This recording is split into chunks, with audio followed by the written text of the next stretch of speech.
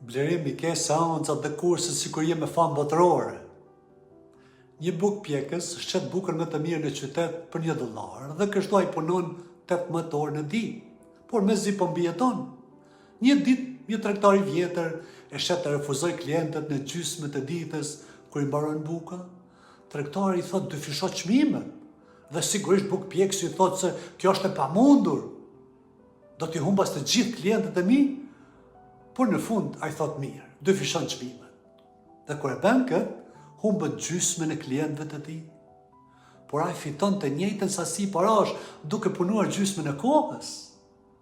Dhe me orat e tij të lira, ai eksperimenton me receta të reja dhe buka e tij bëhet edhe më e mirë dhe shitet edhe më shumë me kalimin e kohës, nëse ai vazhdon të shes më shumë derisa përfundimisht dyfishon çmimet e tij përsëri.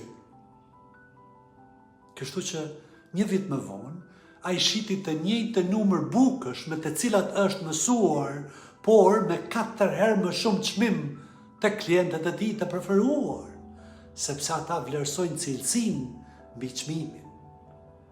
Dhe kështu tregtari tha atij se çmimi që kërkon është sa e vlefshme i tregon botës se është puna jote, dhe bota do të besoj sa po të bësh kat.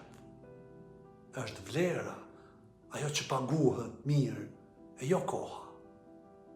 Ju falemnderit dhe mirupafshim në videot e radhës.